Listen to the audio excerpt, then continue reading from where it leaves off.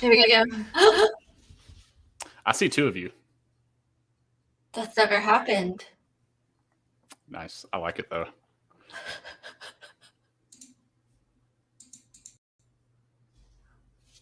I think you're good now.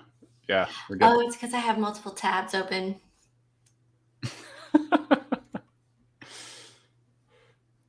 Hold on. Now I'm back. Here I am. Welcome, everyone. Sorry about that. I know what I'm doing. I promise. Welcome to our conversation. It's not quite a coach chat, but it is with Justin Tolbert. I am going to be running the presentation and kind of checking, but just to give you your workaround before I introduce Justin is that this is visual motion, so it's a little different. All of this is going to be recorded until we go to the networking session. That part is not recorded. The chat will stay here. Once we're done, all the chat and everything will stay live. It takes a little bit of a while to get the VOD going. We will also put the VOD on YouTube, so you can find it there in our playlist. You can ask questions in the Q&A. You can upvote ones that resonate with you. And then, yeah, just say hi to chat, and that's it. All right, let me share my screen. That usually takes me a moment to figure out too. And hide my face. All right. So I am going to drive this. So again, welcome to Recognizing Toxicity and Promoting Sportsmanship in League of Legends. So we are focusing on League of Legends. We're going to be doing What is Toxicity? By we, I mean Justin, but I haven't introduced him yet. What is toxicity? Toxicity specifically in League of Legends, and then reducing toxicity, and then doing the opposite of promoting sportsmanship. We'll have a Q&A as well. A little bit about Justin. So Justin Tolbert has been leading esports programs since 2018, starting with a program at Baker High School in Mobile, Alabama. There, the Hornets made state playoff appearances with multiple League of Legends rosters through each season. This wasn't in here, but he was also one of our first high school super coaches. In 2020, you need to start adding that. In 2020, he accepted the position of esports head coach at Spring Hill College in Mobile, Alabama. There, he's assumed more of a director role, organizing rosters across 5 or more titles for competition. So thank you, Justin. We are so lucky to have you.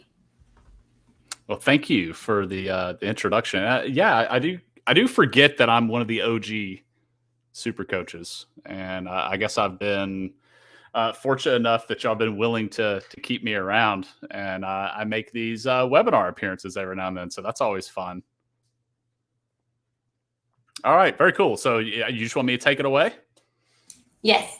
All right, let's roll. So I do want this to be kind of interactive. So if you're in chat at any time you have a question, just please pose that. That's not gonna break my stride or anything like that. I've spent 13 years as a high school educator, so I was used to being interrupted. Mostly, dealing with teenagers and things of that nature. You just kind of roll with it. Now I'm currently serving, in addition to doing run the esports program at Spring Hill College.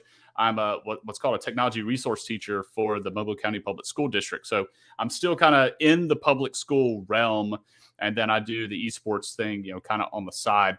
But please, please, please, 2 things. Always feel free to drop anything in chat if you have a question as we cover it. Absolutely, Brandon. You may go to the bathroom. And then 2, if you would make sure you take the pass. Also, invite somebody. Like if you've got a coach right now that you think or that you know is brand new to League of Legends, they've never played it before, or they're just really inexperienced with it, this webinar is for them. I've been playing League of Legends for, probably close to 10 years now. If this webinar really isn't for somebody like that, because they've experienced all of this. I mean, there may be some moments there we can give some tidbits to coaches to just from my own personal experience, things, kind of best practices that I would recommend. But this really is for that brand new coach that's wanting to make sure that they curb some of those bad habits that players are probably already coming to them with. And they may not even know that they're bad habits. And that's probably the biggest thing here is this is going to be informative. It is going to be educational. And what I really want to do is make those coaches comfortable and confident in knowing what is, basically kosher, what is appropriate, and then what is toxic, what is bad manners. And we're going to talk about that as we go through and really show some things that are kind of nuanced, things that require a lot of context, things that aren't very apparent, very obvious, things that are more subtle. So absolutely. Yeah. I mean, Melanie, we have a question there about the team captain. Can the team captain join? Of course. Yeah, Anyone absolutely. can join. Yeah. Bring everybody, Hearthstone, everybody get in here. I like to throw that meme out there every now and then. So here we go. All right. So what is toxicity? So let's go ahead and get into this. Let's define toxicity first. So in a general sense, toxicity is just the quality of being harmful or unpleasant, right? We're going to look that up on Webster's or, dictionary.com. That is the definition of something or someone or somebody being toxic. They are harmful or unpleasant. When we translate that terminology, that nomenclature over into gaming, it has like a myriad of definitions, and there are a lot of things that can be applied to. And I'm going to break that down a little bit more on the next slide. But in general, it's negative or harmful behavior, speech, and attitude. Anything that would be described as negative or harmful within the game towards other players. Right.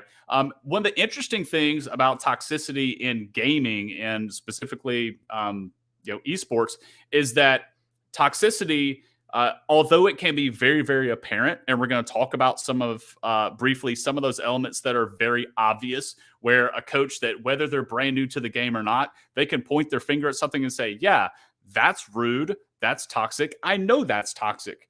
However, when we're talking about toxicity in gaming, toxicity can hide within the mechanics of that game, meaning the way that game is built, the actions that can be taken in that game can be used for toxic purposes. And when they go that way, it's usually going undetected by those without experience in that specific title. So if we have coaches that are brand new to League of Legends, there are actions and things that can be done in League of Legends that in and of themselves aren't toxic, but when you put them within the context of the game and what's happening around them, they really are. And to, for lack of a better word, for an inexperienced or an ignorant advisor, right? I don't use ignorant as a slander. Ignorant is you just don't know, right? To an ignorant observer, to someone who's watching this game and they see certain actions taking place, they may not see anything wrong with those actions, but within particular context, they can be really, really toxic, and they could be warning signs for these coaches to be able to look for moving forward into the future. Some associated terms that we have with toxicity in gaming, you may have heard flaming, griefing, trolling, BM. That doesn't stand for bowel movement. We'll talk about that as we move forward. But those are terms that you may also hear that are associated with toxicity. Okay. So on the next slide, we're going to break those down a little bit more and the different kind of types. Now, I didn't really plan on covering this, but Coach Robbie Hernandez, he's famous in the state of Texas and everywhere else. He made a suggestion. He's like, maybe draw those lines and make it clear that there are levels to this and things are very different. So I'm taking some tips from him as well, and we kind of broke down the different types of toxicity when we use those different pieces of terminology. So griefing, you may hear players talk about, a player griefing them. This is when you're intentionally annoying, disrupting, causing problems to other players, and it's usually your own teammates. Now, there are a few champions in League of Legends that you can really grief with. Off the top of my head, Bard, you can grief your own teammates by ulting them and putting them in stasis, and they can't move. They have no control whether they're caught in it or not. The Anivia wall can be used to grief your own teammates. Old Tom Kench, where he was constantly devouring teammates. Just little things like that. You can grief other players, your own teammates, and just really make the game, unenjoyable for them. What we're really going to be looking at a lot in this presentation is that second one, which is bad manners or bad sportsmanship or BMing. And the reason why we're looking at that one is because that's the behavior that really is kind of flies below the radar for those coaches that are brand new to the game. And that's really what this is kind of geared towards. I really want those new coaches that don't know what their players are doing or BM will know that those things are BM, right? So bad manners, BM is behavior intent to frustrate or irritate the opponent or to really just gloat. And we're going to cover that in more detail. Flaming, insulting other players. That's flaming. It's you're really just hurling insults at them, saying mean things. I really don't know how to break it down any other way. Flaming is just insulting, making fun of other people. Now we escalate that a little bit further, and we have hate speech. Hate speech is very easily detected in gaming, right? Like we can go beyond titles. It doesn't matter. It just transcends whatever esports title you're playing. Whether you're playing League of Legends, Rocket League, Overwatch, Fortnite, doesn't matter. Like hate speech, we all know what hate speech is. And someone that doesn't come from a gaming background and approaches and watches a video game or competitive esport being played, they know hate speech when they see it, right? Harassing other people based on those immutable characteristics, things that they cannot control, right? Race, gender, sexual orientation, things of that nature. When those things cannot be controlled, when we attack those things, that is, hate speech. And, the list goes on and on there. Those things are easily seen. Yes, they exist in League of Legends just as they exist in every other esports title, although that's not really going to be what we're focusing on tonight. And then the final one is threats, threatening physical harm. And this is where, players really do threat to dox or swat people. Doxing is, revealing that personal information. Swatting, I think it's kind of fallen out of favor, but for a while it was showing up in the news quite a bit where players would find out personal information about others and then call in a fake threat or something like that to authorities. So little things like that. But what we're really focusing on, again, is bad manners. Now, on this next slide, I want to talk about why this is important. Like, why even bring this up? And one of the reasons why is because of the effects that toxic behavior has on people. So I found the study from the Anti-Defamation League. It was really, really interesting. And when you first look at this, you may be like, okay, but this doesn't really pertain to our players. But I am going to make that connection. Okay. So what they found in a 2020 report was that 81% of adults aged 18 to 45 that participate in online gaming experience some form of harassment. 81% of those adults age 18 to 45. Okay. 36% of those that reported that said that it did not impact their play. Now, we read between the lines there, and I'm going to try to do quick math in my head. That's 64% reported that it did impact their play. Okay. So I'm just using their statistics. This is how they chose to present it. Now, as a result of that, then 16% of that 81% said because of the toxic behavior, they became less social. 14% reported they felt isolated, and then 11% indicated that they had depressive or suicidal thoughts. Now, these are adults. This study, adults 18 to 45. So then, surely we take that information, we see how detrimental this type of behavior can be, and some people get the impression, the people that usually are the people that contribute to this type of behavior, they feel invincible, or they feel stronger behind a keyboard and a mouse. They feel stronger behind the anonymity that the internet can bring inside those games. But you see the impacts that even just things that happen within a video game can have on people and that type of behavior. And then you exponentially increase those effects on somebody who's already had a bad day. And then just imagine your students, right? Your players on your team that have gone through, we don't know what's happening in their home life. We don't know what kind of day they've had necessarily at school. They may confide in you in that, but there are a lot of times where they may not, right? And then they get into this competition, and you have somebody on their team that is using these subtle tactics of bad manners or toxicity that, it just continues to gnaw at them and push at them. And they may not have the same type of support system at home that maybe you or I have, right? Maybe their family life is much different than ours. And all of these things really impact people in different ways. So although you or I or somebody that we may know may look at, flaming and toxicity and stuff in a video game and say, well, it doesn't really bother me. The statistics and the numbers show that it does bother a lot of people, an overwhelmingly lot of people. Is 1% too much? I would say yes. If there's 1% of people that are bothered by this, then let's something let's make our team and our players better people, that they will not contribute even to that 1%, even if it were just, that small of a number. So that's why we're focusing on this. That's why this is such a hot topic. That's why I really wanted to touch on this tonight. So with all that being said, with these effects of toxicity and all that stuff, let's look now into how it manifests itself, or how players use the mechanics of League of Legends in order to be more subtly toxic, right? It's not extremely obvious. It's not it's not jumping out to you as far as the naked eye, right? It's going to be, you need some game knowledge. You need some knowledge of how the mechanics of the game work so that you can discern whether something is toxic or not. Okay.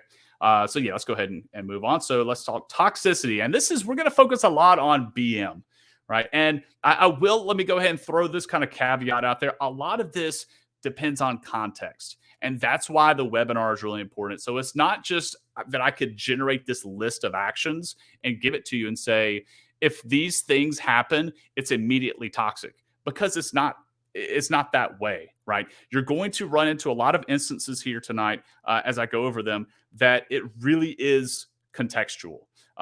These actions, a lot of them in and of themselves aren't bad. They aren't wrong.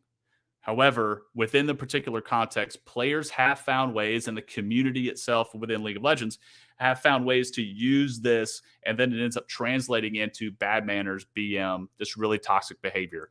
And again, when we cover these, you're going to look at these and perhaps even thinking, well, that's no big deal. It's not really a big deal that players do that.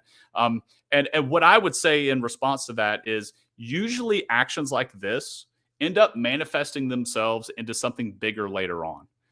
If we were to go back, and Melanie, you don't have to go back to it, but if we were to go back to that list of toxic behavior, I would put the threat and harassment. Those are like top tier toxic behaviors that is very obvious, and they're horrible, horrible things, right?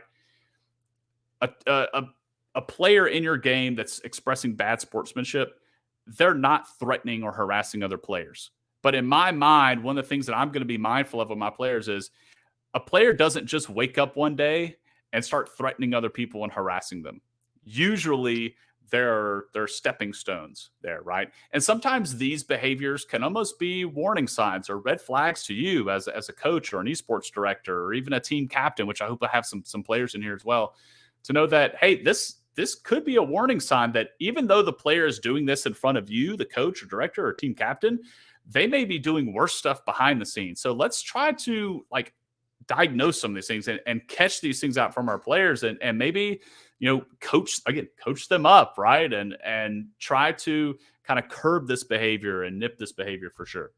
So the first one I'll talk about is spamming champion actions. So if you're unfamiliar with League of Legends, you haven't really played it that much, all of the champions have 4 different physical actions that they can perform that really have no impact on gameplay. It's not an ability that's used. It doesn't, cause damage or anything like that. But they're done by holding the control key and pressing 1, 2, and 3 or 4 on the keyboard. And those are like the joke, the taunt, the dance, and the laugh. And I'm forgetting which order they're in, but players will typically hold down the control key and spam one of those numbers. And it would make, as you see on the slide deck now, you see Vayne there, one of the characters, almost seems like she's kind of like spasming, right? Just very erratic movement there. That in and of itself isn't wrong. But what players will typically do within this context is they will use this to BM. They'll usually do something like this if a player misses a skill shot. I'm in lane versus an Ezreal, and Ezreal's constantly missing his Q shot at me, and I'm dodging it. Right, I'm dodging those skill shots. If I stop and spam that, that is telling him, haha, you missed.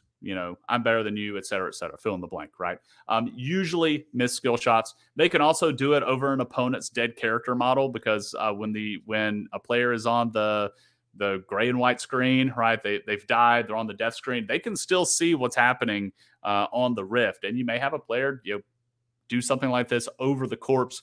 This is very common in FPS games like Halo, CSGO. Some of my coaches in the chat may remember those old Halo days. I won't name what the action is called because we're going to make this family friendly. But players when they would take out an opponent, they would go and spam crouch over their corpse. This is kind of the equivalent of that, right? So that is again an example of using the mechanics of the game to kind of hide some of those nuanced BM bad sportsmanship type actions, right? So this is one, that spamming champions action. Let's go ahead and go to the next one. Yeah, Brandon knows what I'm talking about. Next, troll compositions. Okay, so this takes some context. Okay, most champions in League of Legends have clearly defined roles in the meta, meaning that they best fit one particular lane or role in the match. This one particular champion always goes top. Now, do they have to always go top lane? No. Do they have to always go jungle? No. And we see things like that. Olaf will go jungle, but Fnatic Adam will bring Olaf in the top lane. But there was something recently on social media where G2 Wonder was playing Yuumi top in scrims. That's a troll pick. Yuumi doesn't really work in the top lane. Off meta picks in and of themselves aren't bad, right? Bringing something out that's new that nobody else really plays is not bad in and of itself. But what can happen in matches is if one team knows that they are vastly superior to another team, you have a team full of diamonds taking on a team full of bronze or iron players. In most of those scenarios, I'm going to go ahead and say in 99% of them, those diamond players, it doesn't matter what they pick. They're likely going to roll that iron team or that bronze team. And they will always beat them. And what we've seen and what I've even encountered is when a team knows that they are so much better than the other team, they will select these. They'll have the I guess the temptation, if you will, to select these troll compositions. And really, it's disrespectful. In scholastic esports, we really need to be better about this, right? I expect something like this in Clash. I do. If you've got a team full of Smurfs that are coming in and they know that they're going to roll through Tier 4 Clash, I expect that here. But in scholastic esports, when we're organized and we are trying to teach these students and these players soft skills to turn them into better human beings by the time they get out of high school, these are things that we want to avoid, right? And we're going to talk a little bit later on about how we do that and things that how we pitch that to the students. But really, this is so much different than what you see in pro play. Scholastic esports is not like pro play.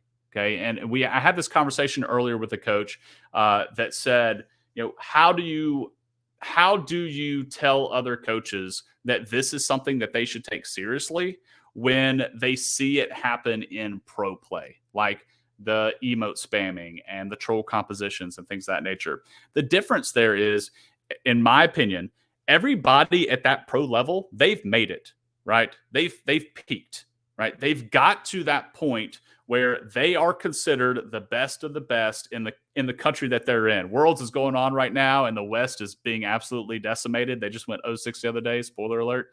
But when we look at pro play, those players are the best of the best. The idea is that, in theory, any team in professional League of Legends could beat any other team in professional League of Legends, even if it requires the weaker team overperforming and the stronger team underperforming. It could still happen. We do see it at Worlds where these wildcard teams will take a win off of a major region team. But in Scholastic esports, that skill disparity is massive. There are high school teams out there with challenger level players. There are high school teams with master and grandmaster players, or a team full of diamonds. It's very possible, and it does happen. That team of diamond players will always, and you can, if you want to find an example to prove me wrong, please do. And this is just, okay, fine, my opinion. That team of diamond players, I don't care what they play, they're going to roll a team of bronze, even a team full of silvers, right? There's so much more game knowledge and micro mechanics and macro understanding of the game that it doesn't matter what they pick. And there is a temptation when a team knows in a best of 2 series that when they absolutely dominate game 1, if they bust out game 2 and we're going to say we're going to play an all support composition, yeah, let's not do that. That's disrespectful. And we're going to talk about later about how we pitch that to our players to not do that. But filling an entire composition with these off-meta picks can be considered toxic, especially given that context, knowing we have a clear skill disadvantage. We can play whatever we want.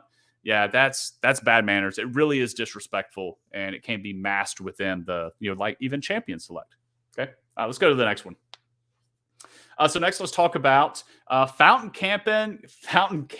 Sorry, that the Alabama came out in me. I said camping. Fountain camping and diving.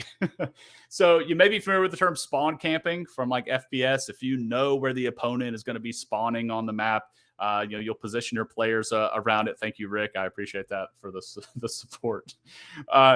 Surrounding their spawn and just killing them as soon as they spawn. That is BM. That is toxic. In League of Legends, the spawning platform is commonly referred to as the fountain. It does have a laser that will attack a single target of an enemy that's jumping on it. But that does happen in League of Legends. There is fountain camping or fountain diving. And in and of itself, this may not be toxic. Again, this is contextual. So if the game is about to end and you do have players, you leave one player attacking the Nexus and maybe the entire enemy team just respawned on the fountain, you may send one player onto the fountain to maybe try to crowd control as many as they can to try to stall them from stopping your team from taking the Nexus. This isn't talking about those situations. This is talking about those situations where a team can clearly end the game. There are no minions left. I'm sorry, there are no towers left. The Nexus is wide open. The entire enemy is dead. They're all on gray screens. If your team does not just attack the Nexus to end the game and instead sits in front of the fountain just waiting for them to respawn just so they can kill them again, yeah, that's BM. That's super toxic. That's very bad sportsmanship. We think about these teams that have already they already know they're going to lose. If they do their scouting report and they come in, they're already demoralized before they come in. They know they're going to be facing a team full of diamonds or masters, and they're bronze and silvers. They're already demoralized. They're already knowing this is going to be rough. This is going to be really difficult. They don't need to have this insult added to their injury. Right. But fountain camping and diving is definitely something. This even happens at the pro level. And just because they do it doesn't justify that we should do it. Right. Those are 2 very different leagues, very different skill levels there. So I really don't like that comparison when people make that. But either way, again, I'm going to remind people, please leave questions in the chat. I'll answer those as we go. All right, moving on. So that one's pretty straightforward. Delaying the game. Okay, so at the end of a game of League of Legends, the most important factor really is whether you won or you lost, right? All that matters is the dub. Did you get the dub or did you not? But there are other measurable characteristics within the game that mean quite a lot to players. Their KDA means a lot, right? They want to have maybe double-digit kills, 0 deaths, maybe 100% kill participation, just things like that they're really chasing after. And probably the most, probably sought after goal is the pentakill. Thanks, Melanie. Yeah. So the pentakill, like every player wants to get the pentakill. And if you get a pentakill as a support, other than Pike, then you're really doing something special, right? And you really, really want that. It feels really good. Those things really need to come across organically. They need to happen organically. If your team has a clear advantage and they can end the game and they don't end the game, and they stall the game in order to have another team fight at the chance of getting a pentakill, that's BM. That is toxic. Again, it's kind of nuanced. It's very subtle. Not every coach will be able to detect it depending on their experience with the game. But yeah, that's definitely BM. Padding your KDA, saying, no, don't end the game just yet. I want to hit 15 kills. That's BM. Seeing another opponent or seeing one of the opponents at 8 deaths, and you're like, oh, let's give him 12. Let's make sure he has 12 before this game ends. Or, teenagers and their significance with numbers. I hate to, I'm not going to give specifics, but there are certain numbers that resonate with teenagers. We were teenagers once. We know what those numbers are. They may be trying to get their KDA to that particular number, something of that nature, just for the memes. That's BM, especially in this competitive environment, right? So just kind of keep that in mind. If your players have a clear advantage, they really need to be trying to pushing to end the game. If they can end the game, they should end the game. If they're on the Nexus is wide open, the entire enemy is dead. They need to attack the Nexus and end it. They may not be fountain camping or fountain diving, but they, walking away from the Nexus and allowing the enemy to respawn just to have another team fight when the game could have already ended, definitely BM, definitely toxic. Let's go to the next one. Calling for a forfeit. Okay, so this one's pretty straightforward. Happens to me in my solo queue games. Beginning at the 15-minute mark, teams are allowed to forfeit. At the 15-minute mark, it has to be unanimous. You have to have all 5 members of your team agree to the forfeit in order for that to happen. At the 20-minute mark and after that, the vote must be 70% or more in favor of that. Melanie, I'm going to address that. I've got that on a future slide. And you know what? I might even bring it up now. But either way, it is not uncommon for toxic players to all chat to the other enemy team and just use the acronym FF. That is them recommending to the enemy team, you have lost, you have no hope. Why don't you just forfeit? And they say all of that by only typing 2 letters, F. And for an inexperienced coach, when you look at something like that, you may be like, what does FF mean? And the players, listen, teenagers are cunning and crafty, and we were teenagers once. Some of you in here may still be a teenager, and you know how cunning and crafty you can be. You can make up on the spot. What does FF mean? And they may say, oh, it stands for Fun Friday or Fantastic Friends. Like, we're just talking about our teammates here, right? I want coaches to be knowledgeable about this and know FF does not mean Fantastic Friday or the Fun Friends or whatever. FF is, hey, just forfeit. You've lost. You have no chance of winning. Why are you even trying? It's definitely BM. It's definitely toxic. Now, as Melanie pointed out, no more all chat in 11.21 patch. Riot is testing disabling all chat in match-made games. Okay, so here's the caveat. They're disabling it in all match-made games, but it should still exist in custom games because custom games are not match-made. Now, I could be completely wrong, but my understanding is it's only match-made games, so it will exist in custom games still. So it could still potentially happen. So just now, in the future, let's say that it does apply to custom games, and we will no longer have all chat in custom games. Riot could always go back on this, right? That is something they said that they're trying. It's not necessarily permanent, but they are doing it right now, so they could re-enable it in the future. But I definitely want coaches to be aware of what FF means if your team or the opponent all chats this to you. All right, let's go ahead and go to the next one. Next, we have, and I added this one a little bit late because I was talking to some coaches and they actually brought this up. They brought this up saying that they didn't know what this meant.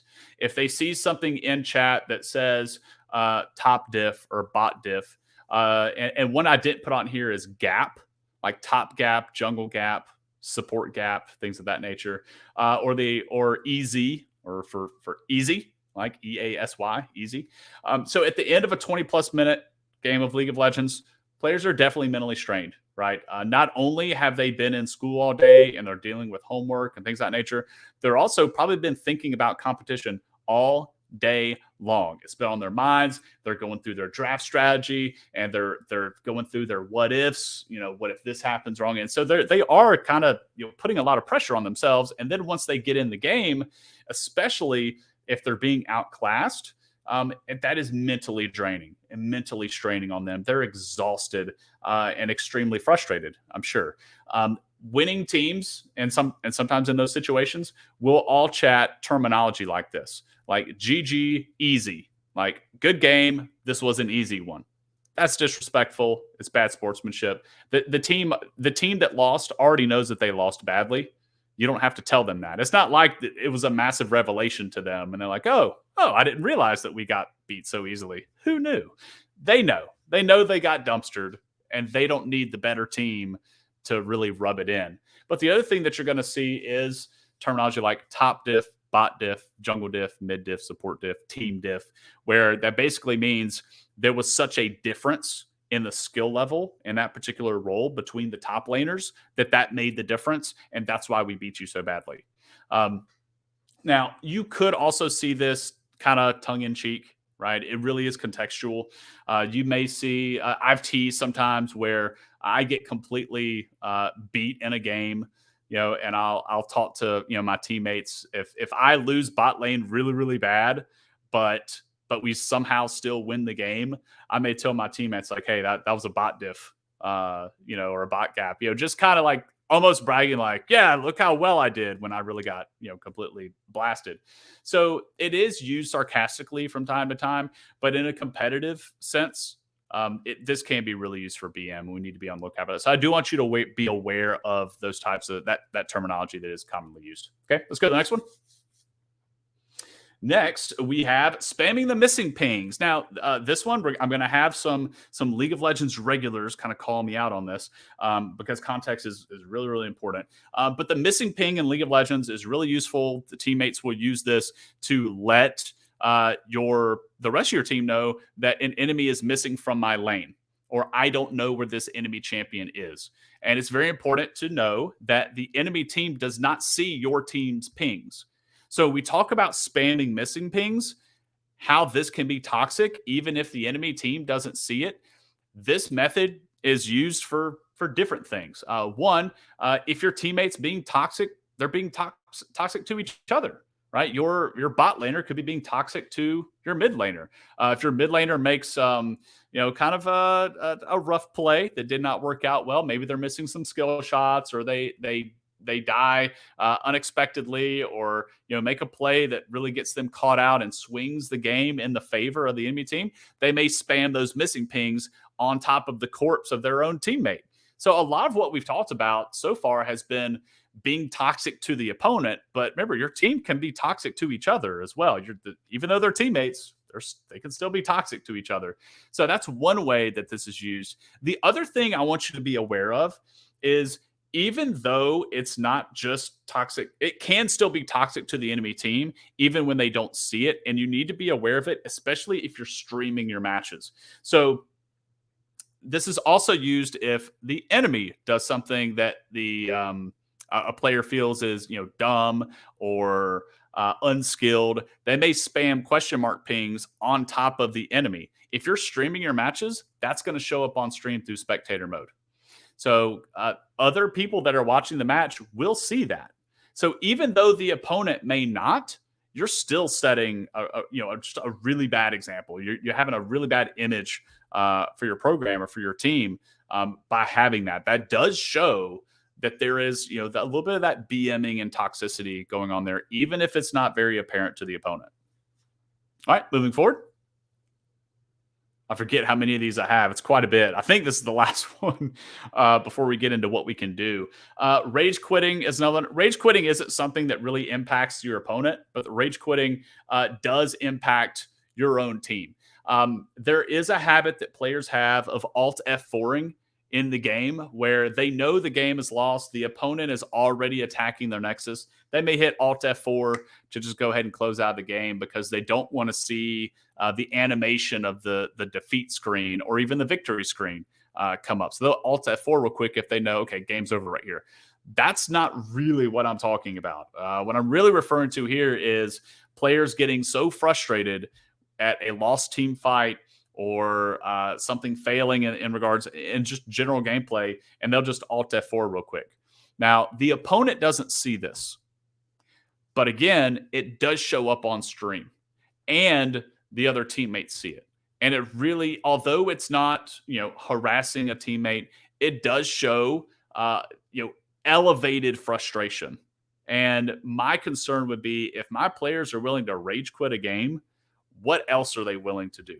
What other sort of toxic behaviors or BM behaviors or very frustrating behaviors would they exhibit within a game? So remember, this does come up on stream. It does come up for spectators. So anybody that you're watching, if anybody's watching your team's game, they would see your players rage quit. If they rage quit, if they leave the game before the game is over, it will show up. Definitely something to be mindful of. It's not always private. Okay, so let's move on. I think that was my last one, Melanie, in this topic, and we're going to move on. Yes, it is. All right, very good. So next, let's talk about what we can do. So those are practical things. Like when I give you all of those examples, obviously one of the things we can say is, hey, watch for those things and make sure your team doesn't do them. But now I want to give you just some practical advice. I hate to say best practices because just a lot of the stuff is just straight off the dome. That's just things I come. It's not like I researched and polled a bunch of coaches and got all this stuff together. It's just these are things that I would recommend based on my experience in League of Legends, and there are a lot of other coaches that have a lot of other great ideas as well. But again, all of these come from me. Okay, just with my experience and what I would do with my team in order to reduce not only the toxicity of my own players, but also the potential that they run into anything toxic. And then at the same time, promoting really good sportsmanship. Okay. So let's go ahead and move into the first one. First, I would always designate a team spokesperson. So right before your League of Legends match occurs, you're going to be sitting in the custom game lobby. It looks like what you see on the screen here, where everybody comes in, and you've got that chat box in the bottom left-hand corner. Now, the teams conversing back and forth in and of itself, if they're having a conversation, they're chatting, not a big deal, right? But one of the things that I do get concerned about is, again, some things over the internet in typed words, you cannot read tone. And something could be said very lighthearted that could come across the wrong way. And I tend to try and avoid that. So what I usually do is when my players are going into a custom game lobby, and we do this for any game that we play, for whether it's League of Legends or Call of Duty, I only have my captain talk.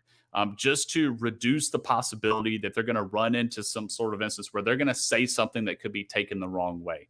So I want my team spokesperson to talk to the opponent. I want them to be the only person in the match that uses all chat.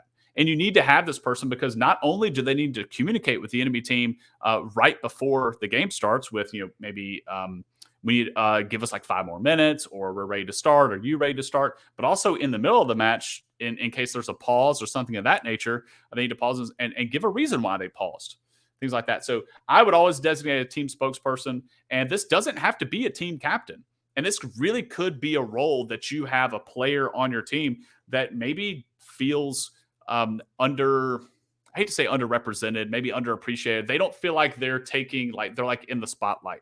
So if you have a team of 4 golds and a bronze, that bronze probably already feels bad. The KDA is probably a little rough in the games. They feel like they're just kind of holding on, and their whole job is just not feed. Like, just please carry me in this match. I would almost give the bronze person. You could be our team spokesperson. You may not be the captain as far as like, having the largest voice as far as shot calling or pick ban phase, things of that nature. But I want you to be the representative for our team. I want you to be the mature, powerful, strong, commanding voice of our team, confident voice of our team, and give them that role.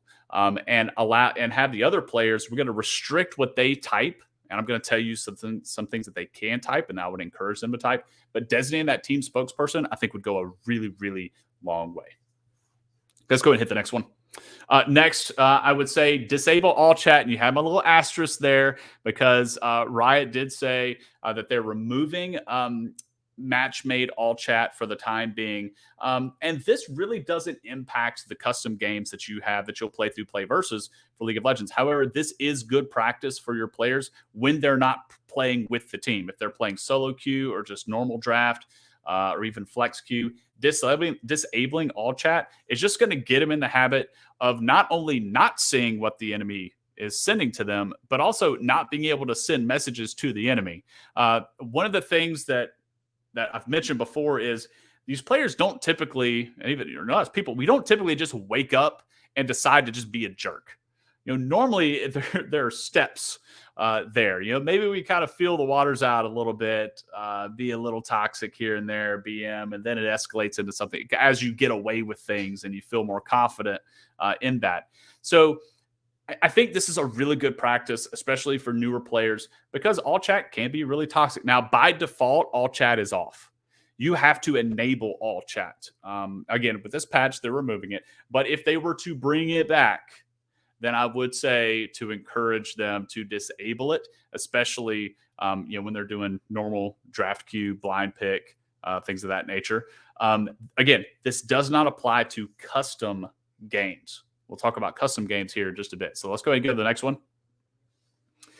Next is how to mute chat and emotes. This does apply to custom games. So even though you cannot disable all chat within a custom game, you can mute individual players within a custom game. So what I would do if I were a new coach and I'm getting my team into League of Legends, and I want to make sure that we're just not going to be distracted by all of the stuff out here that could potentially be done by another team, or I want to try to remove the element of my own team, kind of getting involved in stuff.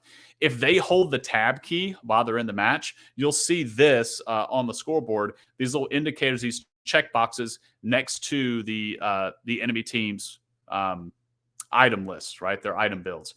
You'll have where you can mute them. You can mute their, you can also mute their emotes.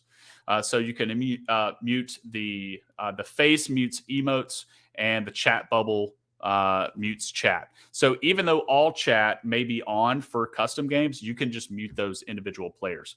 Muting the emotes is also something where it's not going to mute the control 1, 2, 3, 4 that we talked about at the very beginning. You can't mute that. That cannot be muted. It cannot be removed. You will always see that if players use it. But muting the emotes will keep that. You won't be able to see their mastery flashes. If they dodge a skill shot and flash their mastery 7, that's could be a little BM, a little toxic. So that will remove that element. So you don't even see it. It just is going to prevent your players from being tilted from the behavior of the enemy team that you cannot control. You cannot control what your opponent does. You can't control what you do and what your players do. So to remove that element, since we cannot control what they do, let's just mute them. I think that's a good practice to take on. I would recommend that your team spokesperson leave them unmuted so that they can communicate. So the only person that can see all chat would be your team spokesperson, because they need to be able to communicate those things. All right, let's go to the next one. Next, we have play to your level. So when we talked about troll compositions earlier, that was one team really, they played game one, they dumpstered the enemy team. They know they're so much better, and they won it at 16 minutes, 17 minutes. They just know, like, okay, we're just so vastly superior to this enemy team. It's not even close. They still need to play to their level. And this is what I would have you encourage your team to do. It doesn't matter the level of our opponent. We're not going to play to the level of our opponent. We're playing to our level. Are we diamond players? Should diamond players beat bronze level players? Should diamond players beat bronze level players quickly? Then let's do that, right? We're not going to draw it out. We're going to play our game. We're going to play our best. We're going to play to our level, regardless of the level of our opponent. We're not going to play down. So always encourage your team to do that, regardless of any sort of apparent skill disparity that they have. Remember, that better, more skilled team really should win in those matchups. They shouldn't toy with the opponent, shouldn't play with their food, right? To use that kind of terminology there. And the reason why this is important is because there's such a great skill disparity across scholastic esports, right? This esports right now is one of those come one, come all sports, right? It's not like going and trying out for the basketball team and going through cuts. It's really like in esports, we're giving students the opportunity to participate in something beyond just coming to school and taking classes, right? They're being a part of a community, of their networking, they're building those soft skills, all sorts of positive things they're getting out, regardless of their skill level in the game. Just make sure that if your team is that better team, that you play like the better team and you don't play down to your opponent to say, all right, we're going to troll them, we're going to toy with them. Just make sure that you're an honorable victor. Thank you, Rick. Be an honorable opponent, be the honorable, better skilled players in that, and show that you're better skilled through your clean gameplay. All right, let's go to the next one. We have encourage positive acronyms. So I talked about, not letting your players talk, but I do want to make you aware of some positive acronyms. So I would encourage your players, regardless of whether they win or they lose, to just throw these acronyms out there. So if you're unfamiliar with these, this is very elementary. But although chat can be used for toxic things, it could be used for positive reasons, right? So make sure you familiarize yourself with some of these positive acronyms. So if you're unfamiliar with them, I am going to educate you here. And I would also encourage you to consider having your players use these not only before the match, but also after the match. And we're going to talk about one little caveat here. So consider allowing all your players to use these pre and post game lobby. But when in the middle of the match, only have, you're welcome, Annette, always have just your team spokesperson chat. So GG stands for good game. GL is good luck. HF is have fun. And WP is well played. And let's be honest, like things change so often, especially when we're dealing with teenagers. I'm constantly having to like Urban Dictionary terms because I don't know that they're like inappropriate or something. I don't know if I could say, it's just terms come up and it's like, well, I don't think that's a bad thing. But if all the teenagers are using it, I'm going to look it up. And teenagers like to hijack terms that in and of themselves mean one thing and they adapt a new meaning to it.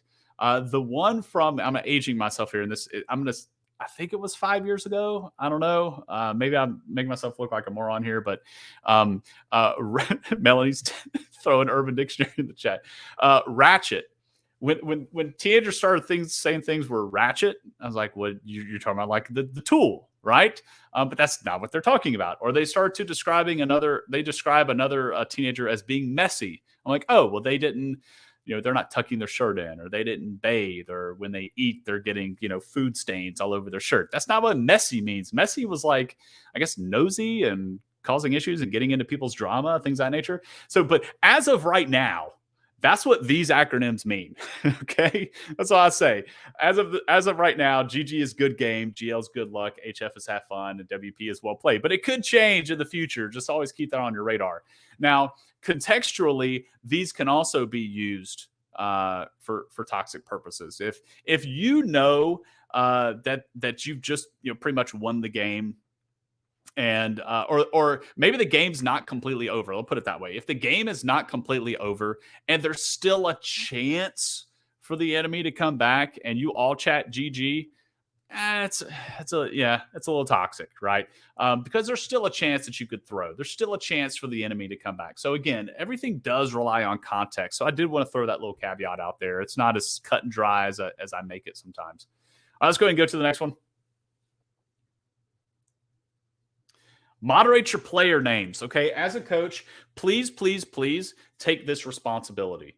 As a coach, as a head coach, as the director of your school's esports team, you should be taking on the responsibility of knowing the meaning behind your players' summoner names. Let me repeat that because Melanie really likes this point. And I know some of my coach friends like it as well. You should, as the head coach, as a coach, as the director, you should be assuming the responsibility of knowing the meaning behind your players' names.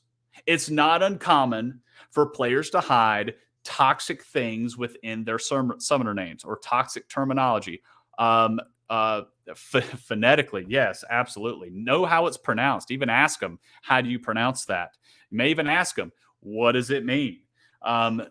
They also will sub letters out for numbers. You know, if they use the number 3, that could stand for the letter E. They use the number 1, that could stand for an L or an I. Just little things like that. They'll be really creative with their names. And a good rule of thumb, if you don't know for absolutely, positively certain that that summoner name is appropriate, err on the side of caution, do your own research, and even ask some fellow coaches, what do you think? Like, I got this player named blank. I'm not going to give you an example, but I got a player named this. I would pitch that to other coaches. I don't know, is it toxic? What do you think? And you'll glean some information from the other coaches' community, right? You cannot, and I'll say this, and this may be a little bit harsh. I don't think you can use the excuse of I didn't know. You need to take this responsibility on of knowing that. And I will say, other coaches aren't going to cut you slack. If you're a new coach, welcome. I'm so glad that you're part of the industry. It's an amazing industry. And you have, it's a great community. But please, please, please take on this responsibility. Other coaches are not going to cut you slack. Say you're a first year coach and oh, you didn't know your players' names were toxic. It doesn't matter whether you're a first year coach or a 20th year coach. You need to know. Research your player names. Ask them the origin behind it. Ask them to pronounce it for you. And Rick Allen also throwing in chat, Urban Dictionary is great, but your fellow coaches are the best resource. 100%. We need to lean on each other for that. For the record, player summoner names can be changed for the cost of about $10, 10 US dollars, or using in-game currency, Blue Essence. Now, there's a little catch here. There's a caveat. If they change their name, there are some requirements based in the league where you need to have your summoner names posted in there. But to my understanding, and Melanie, you can step in and correct me here. There is in the rule books that player summoner names cannot be changed after the season starts. However, it is at the discretion of PlayVS, right? It's at the discretion of the league. And I'm certain, and I'll say this, and whoever at PlayVS can correct me if I'm wrong, but I don't think this is so far-fetched. If you as a coach determine that one of your player names is toxic or offensive and you take that to PlayVS, I would be very hard-pressed to believe that they would say, oh, just let it ride. I'm certain that they would say, yeah, let's get that changed. We need to get that fixed. We need to get that removed and taken out. If you discover an inappropriate name on your team, please reach out. If you discover an inappropriate name on the opposing team, reach out. There was a funny story from a coach that I know that shared that one of their players had an inappropriate name, and the coach said, you've got to change that or you're not playing. And so the player ponied up the money and changed the name, and then the player wanted a refund from the school to say, well, hey, I had to change my name to play, so can I get my refund? And the coach said, all right, tell you what, I'll refund you, but first you got to explain to your parents what your name was and why you needed to change it. And I think that ended the conversation right there. So it's just little things like that players know. Like they know it's inappropriate. A lot of teenagers, they know they're subtle. They try to be subtle and sly with things like that. But be the coach, be the director, and be the adult there, and make sure that you understand what those names mean. But you should take that responsibility to moderate those. All right, moving on. Hot dog. All right, we made it. I did pretty well. I almost kept it within an hour. So a couple of resources that I found here. This is not an exhaustive resource by any means. Okay, but I did want to put this out there because I myself have seen these resources, and I myself have explored them a little bit, and I would encourage anybody else in chat that has other resources to throw them out as well. But if you or your players are really dealing with toxicity, if you have a player that's really struggling with how to like process that, right? Maybe they even just losing in game is really taking a toll on them and weighing on them heavily. We think is a great resource too. I've said I don't have them on my slide there. They're free to all K-12 esports programs. Be sure to check them out. We Think, W-E, Think, T-H-I-N-K. Games Hotline is another one, gameshotline.org. This is a text message based kind of support line for players. So they can text the word support to 23368. But I would encourage you as the coach, before you just like throw these resources out there, please do your due diligence. Don't just take this advice from some random bald-headed bearded guy on the internet.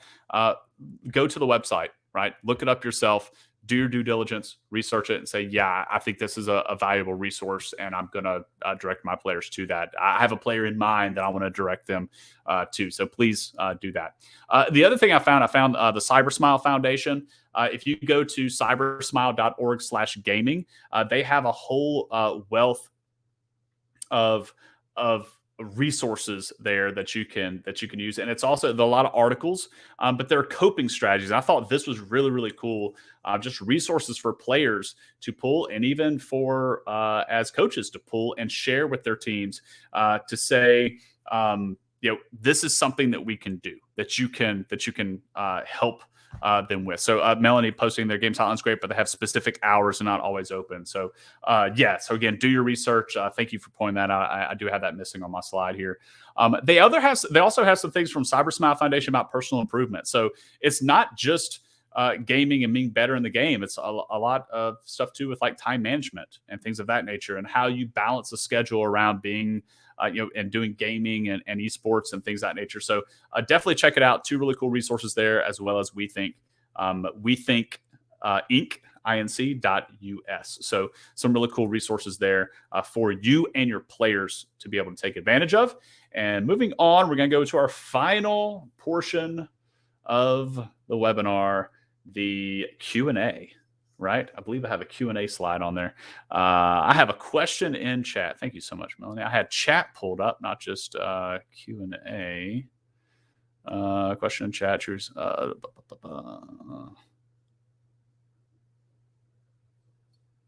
Did I miss it? You may have to point me to it. I'm scrolling back. I was watching. I don't think I saw a question.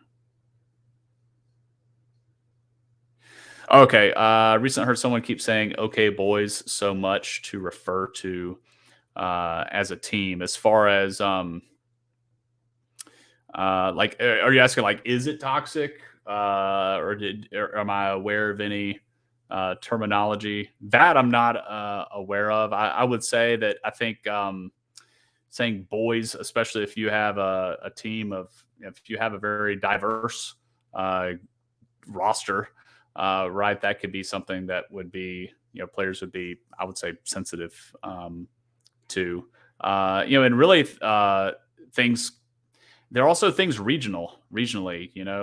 Here in Alabama, it's a lot of guys. I'll say guys or something like that, and I think intention is really important, but sometimes that's really hard to read in text and font and things of that nature. So definitely things to be mindful of. But does anybody have any questions? Like, feel free to like pick my brain or or throw anything in there that I left out. I tried to have an exhaustive list of the behaviors that I've encountered for over the years within League of Legends, and I've seen a lot. And just to try to share that knowledge so coaches are aware and feel comfortable moving forward. So feel free to hit me with those.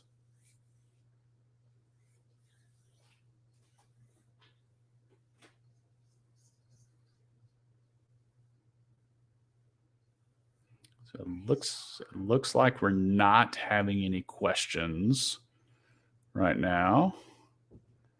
Melanie, feel free to jump back in. How about our approach with students that are being toxic during or after the game is over? I think some things can be handled by a group approach. I think it is. I don't think a one-on-one pulling a student to the side and addressing something is always the best. I think it can. I think that can be very, very efficient. I think it can be very effective. I think it can be very direct, and I think sometimes it's necessary. But for something like some of the things we're talking about here with BM and things of that nature, where they're doing stuff like that, I would blanket that with the whole group. Like, listen, we will be good sports. We'll lose with dignity. We're going to win with dignity. So here are the things that we're not going to do. And if you do those things, then obviously we'll sub you out. And if you have a sub roster, then you sub them out for a game. I think it's good to address some of those issues holistically, because you're not always going to see them. So you may see your mid laner that's emote spamming or control 3 spam, dance spamming, something like that when the opponent misses a skill shot, but you're not seeing the support do it. And so by pulling your mid laner to the side and only addressing the mid laner, you may still have a problem in the bot lane from your support or from your jungle or what have you. So for things like that, I would definitely say, in my opinion, I think addressing that as a group and say, listen, everything that you do represents us as a team. So you as the individual, yes, you are the jungler, but everything you do as a player in that game represents and shines a light on the other 4 players too. So when you do something as an individual, any player on the team, when you do something that's toxic or that's BM, oftentimes it's a poor reflection. I would say it's always a poor reflection on the entire team. It's a poor reflection on you as a coach, even though you may not be encouraging it. It does cause other coaches to even question that. Like, what is that coach doing? Does the coach encourage that? It does cause people to think things, right? And we want to make sure that we're above all the noise, right? We want to make sure that we're without any sort of suspicion. We want to stay free of all of that, so that there's no even hint of something like that. Now, if it goes into the realm or devolves into the realm of harassment or threatening, I would take that stuff seriously. That is something that I would pull them over to the side. And if they continue to do stuff like this, here's something that has irritated me so much about where we've moved into as in the state of education. Right? I'm still in education, but I think it's schools are dealing with electronic offenses differently than physical offenses.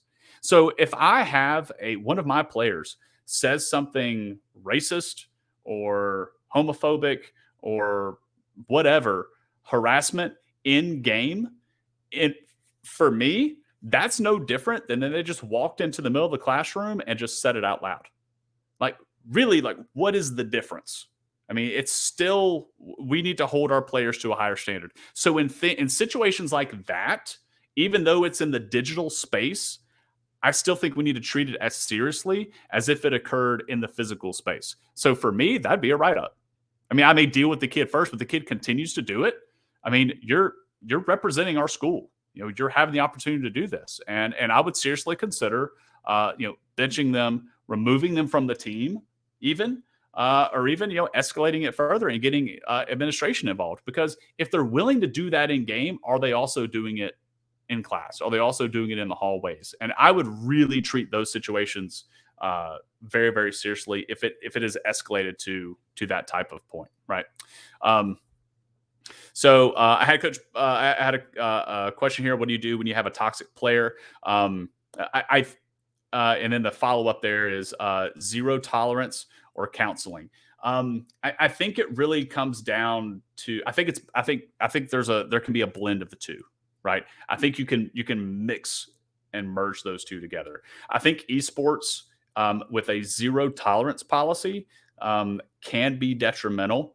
I think there's a great potential for esports to be something and be a changing force, an impactful force in the lives of young people that they don't have. And esports may be that only thing that they have that can be that positive drive, that positive force, that positive influence, right? Again, this is not just we're playing video games and we're playing to win. We're developing these players into adults. We're teaching them those soft skills. We're teaching them how to be effective communicators and how to learn from their mistakes.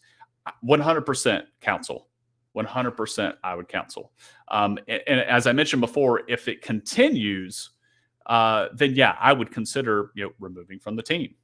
As I mentioned, just because if that behavior is continuing over and over and over and over again, then you got to come into really bring into question, where is that limit? But you definitely want to give students the opportunity to reflect upon their mistakes and acknowledge that it was wrong, understand that it was wrong, understand why it was wrong, and then seek to rectify that situation. I think, and I will tell you this just from personal experience that I have talking to other coaches, is that an email to another coach, even from the player itself or you as the coach apologizing for your player's behavior, if it happens to be one of your players, that goes a long way. I think it really does, because it really is going to unite you with that other coach and like, listen, we are together in this. Remember, I would say for the most part, most coaches in scholastic esports are educators, and high school esports are educators, most of you.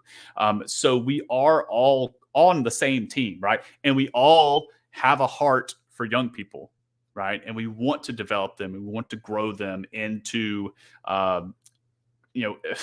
contributing members of society, right? And have them look on esports as not just, I play some video games, I have fun, but what are the big takeaways that they're getting from that? So yes, we take it seriously, but at the same time, we do want to give them that opportunity to rectify that and grow from it and go. So I hope that helps. Thank you there. So very cool. So Malik had a good post in there for Annette with the that question there. So Brandon, I hope that answers your question. You put yours in chat, and I had another one in the Q&A. So any other questions there? And again, that's my opinion as far as the zero tolerance. I have seen zero tolerance policies. I've seen leagues that have zero tolerance policies. One league that we participate in collegiately has a zero tolerance policy where if a team participates in any sort of sexual harassment or racism or things of that nature, they're immediately booted from the league, right? So I don't necessarily think that's, it's a tough one. I know some coaches would say, no, we can't have zero tolerance there. And others would say that they think it's good. It has no place there. And I see both sides of it. I really do. So it's definitely tough, but I do think we always want to give the students the opportunity to come back from that. If they were removed from the league but allowed to come back the next year, I think that's pretty solid. And we know esports too is very different from football, right? Or football or basketball, right? We run multiple seasons throughout the year. Esports is the wild, wild west compared to other sports, right? You join multiple leagues. Your team can compete across multiple leagues, across multiple days of the week. You have a fall season, a spring season. There's all sorts of stuff you can do in esports, and it's very different from football. So if a kid made a mistake in the very first football game and it's, zero tolerance and he gets booted out, he's out the entire year, the whole rest of the season, and he doesn't come back until next August. But in esports, the kid can come back in January and try again. So I think there's some merit there. I think that's worth exploring or even considering that as an option. I'm not going to say one is better than the other. But again, something to consider with both sides. Creating code of conduct together is really good. I have another one in chat. I've got a team that will not likely get any wins. The competition is so steep. Yes. They're going to get bored and frustrated and quit. What do I say aside from get better, or it's not whether you win or lose? This might be off topic, but I've got y'all here. All right. So this is something that I do pitch, and this is off topic. But Melanie, if you'll just indulge me, we're in that situation, just full transparency here with Spring Hill. We're a smaller school. We're about 1,200 total enrollment. And we are going against the colleges like Penn State and Akron and Boise, schools of 32,000 enrolled students. We, in most cases, we just don't stand a chance against those teams. And it's very demoralizing for a team to lose over and over and over. So one of the things that I focus on is what can I do with esports to make it more than just competing, right? So one of the things that we do, we have a really good social media presence. We take headshots of all the players, and I do promo graphics for them and do highlight reels for them. And that's really just building that pride. So yeah, they may have got completely blasted versus Penn State and lost 13-5. But we have a highlight reel and they don't. We're posting our highlights on Twitter and they're not. And I think that's really, really cool for them. And they enjoy it and they like being seen and having their name put out there to know that, like, hey, I am proud of you. And it's worth sharing the big moments of the things that you did. Beyond that, we also have, so Melanie said tag PlayVS. Those are really, really cool things. So the leagues that we collegiately, all the leagues that we participate in, anytime we have highlights from a title, we always tag the league that we participate in. And that league, PlayVS is really good about this too. Really good about retweeting that and just getting more exposure out there. The other thing to consider too with your esports program is esports is more than just competing for a state title. Esports really is, again, building the soft skills, but beyond that, it's also giving them industry experience. So not just competition, but also things like graphic design for designing those, social media promotional graphics, video editing, things with like Adobe Premiere, DaVinci Resolve, Shotcut, and putting those video highlights together, casting, streaming, production, journalism. There's so much there that we can get our players involved in to make esports more than just let's show up on Tuesday and get our butts handed to us. Okay, let's come back next Tuesday and do it all over again. There's a lot of stuff we can fill in here and there and start developing the students' kind of portfolio, if you will. And I think that could be a really useful tool. You kind of get them to buy in even when they're losing. Again, finding those elements where they can have pride in something that they're doing, even when they don't have pride on the Rift. I hope that makes sense.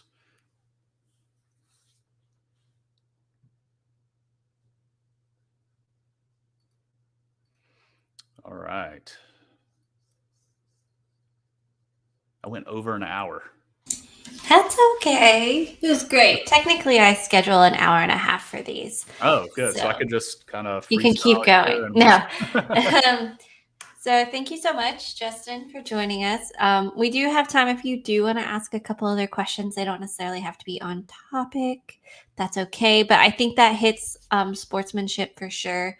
And then I would like to add again, because it's one of my jobs at PlayVS, is we have a brag board. I can link it in here too. Like, we're always looking for stories outside of just like having good plays for our players on all levels. So feel free to reach out to me, Melanie at playvs.com, or I'll put the brag board form in here as well. But it's for anything. An example is we had a Smash player that managed, after having surgery, play in the hospital. He had the hospital like unlock Wi-Fi for him so that he can continue playing. That one's a bit extreme, but it doesn't a kid managing to take care of their younger siblings and play esports. Any story that you can think of that makes you pause and be like, wow, that's amazing. Like, please share it. Maybe it's them coming up with a complete, website for you, or, doing your socials. We love to hear those stories and share them out. It's more than just about winning. Anyways, Yeah, off for sure. soapbox.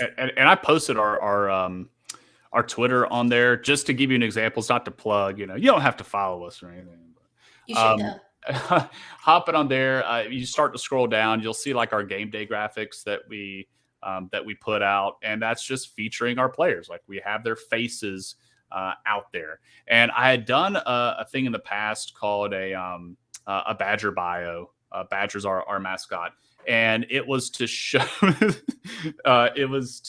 Brandon sees right through the ploy. It was to show that our players are more than just players. So it was stuff like, what's their name, what's their major, what are their activities outside of esports, things of that nature. I think those things are really, really cool as well. If your team doesn't have a Twitter, I would highly encourage you to get on Twitter. I think Twitter is the jam when it comes to esports. Every team is on it. It's great for promotion. It's great for getting your players exposure. It's great for networking, connecting with not only collegiate programs, but also other high school programs. There are a lot of college programs that will love to talk to your players and just talk to them about college, about collegiate esports and opportunities that may be available to them, and just little things like that can then give them buy-in, because there really is a collegiate program out there for every type of player. There are collegiate programs out there for the best of the best. When we think about programs like Boise, Akron, Northwood, Maryville, these players that are like top tier, very high, like varsity programs, kids can get like full rides to college from esports. Yeah, like there are programs out there, but let's be real, we don't have all of those players, right? So you may have players in gold in League of Legends. There is a collegiate program out there for them, and those are maybe they don't, it may be a college that doesn't offer full rides. But if a kid doesn't have any other way of getting money for college and they really want to go to college, if college is something that they really want to do, okay, and let me back off and say college is not for everybody, okay? College is not for everybody. And coming from education, I know those are like cuss words to say, right? But we are to be preparing kids for college and career readiness, right? But if a kid wants to go into a field and they have a passion for something that does require a college degree, they're looking that college route. Maybe financial options are kind of limited for them. Maybe they messed up a little bit their freshman and sophomore year, and the GPA is a little bit low, and they're struggling. Esports scholarships may be something that they need, right? Maybe they do have the academics, maybe they do have the GPA, but the ACT score maybe they only took it one time or something of that nature. There are esports programs out there, ours included, that will give scholarship money to players even if they're not challenger in League of Legends, right? Because a lot of time it is giving kids the opportunity to be a part of a program, to grow and develop and belong and represent our school, but still have that opportunity to get a degree while they're doing something that they love. They're not plugging esports as a collegiate esports very rarely is plugged as a path to pro. If a kid was, and I'll say this, and this is probably going to be recorded and people can flame me for it later, but if a kid wanted to go pro in esports, they could do it from grandma's basement. If they're going to go pro and they have the mechanics to do it, they can do it. So colleges don't really promote that. I will hear them say college can be a path to pro esports, but it's going to be more in the sense of industry, right? And so we will say that, and then we'll kind of throw it and catch them, be like, yeah, college esports has a path to pro. The esports industry, right? So they can learn these skills in the collegiate esports realm where they're a student and they're getting a degree in communications or graphic design or computer science or something of that nature. And then they take their degree as well as the experience that they had from their esports program to launch into the space, to launch into the industry. So those are really cool opportunities too to take advantage of. And Twitter is a phenomenal resource for that, for networking and getting in touch with colleges that can come and talk about their programs to your kids and get them thinking about it early, especially as freshmen. I don't think you could talk to freshmen or talk to students early enough about college. At least get it on their radar, because they may be thinking college is not for me. I can never really do college. As a freshman, they may hear, wait, I can use esports. I can leverage my interest in esports to get more money to attend college so that I can, preferably graduate debt free. Yes, that's the dream, right? So I think that's a fantastic resource. I'm going to piggyback on two of those. One, I am a big proponent of Twitter as well. That's how we recently pushed like this big story of Nick, who got the scholarship to the University of Akron. He's a freshman on their A team. Very rare. But we only found that story by a random post on Twitter that a PlayVS staff member found and then shared it with us. And then we, tracked them down. So I highly recommend doing Twitter as well. It's good to have. The other one is going on the, I'm a former teacher, so I totally get the, everyone needs to go to college type mindset. But, we do have stories too of players that were, given technical school, scholarships where they got into this tech school for free. And learned, I don't even remember what they were learning, but, they got in, and it was because somebody from that, it wasn't a university or college, but whatever the tech school was, contacted the esports coach and was like, hey, we heard you were esports. Do you have anybody interested in this pilot program? And then they had 2 kids that were, and they are getting 2 years worth of schooling in a technical job. So find their strengths and push it out there. Yeah, and esports is one of those things too, where it's so grassroots and things of that nature that there's not a lot of gatekeeping as far as you need to have a degree to get in to stuff like that. A lot of players can make it's a lot of it is being willing to work hard for little to no money, networking and making connections, and then you kind of go from there. So you may have players too that really want to get involved in esports, directing. Skills coaching is very different. They would have to be a high level player to have those credentials, but they can get involved in esports. And I kind of look at it like this. If a student wants to do NFL football journalism, right? They don't need to go to college to get a football journalism degree. They just get a journalism degree, right?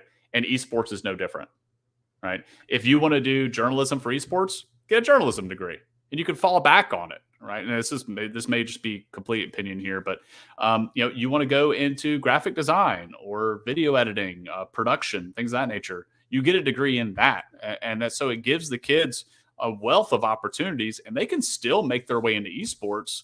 And that's where we get that kind of that path to pro thing. You went to college for graphic design, you participate on the esports team, so the industry, kind of the community and the culture of it. That kind of gives you a leg up when you start, applying to jobs and things of that nature. It goes a long way. I'm also going to throw my my Twitter on there too. So feel free to reach out to me. I know we're ending here in 2 minutes, but feel free to reach out. I don't post a lot of esports stuff on my personal Twitter. It's mostly my daytime job stuff, but every now and then I may surprise people and bust out an esports post. Most of my esports posts go over on the Spring Hill Twitter, but either way, so that's on there as well. Feel free to reach out. Well, you can learn great ed tech skills from your posts, so I recommend it if you're in education and you like tech. Yeah, that's my daytime job is training teachers on ed tech tools. So it's so this is right up my alley. I love talking to people. Yeah. All right. Just freestyle, All right. If we don't have any other questions, I think all of you are already on PlayVS. If you're not, you can sign up. I'm not going to push it that hard because it's not even open to sign up yet for spring. It's opening soon, though. So thank you, Justin, for joining us, and I will be posting this. I try to send an email out to anybody who RSVP'd or attended with the presentation and links that we talked about. But the chat will always be here if it's in the public chat for you to come back to if you want to find one of the links. So thanks for joining us, and Justin, thank you so much. Thank you for having me.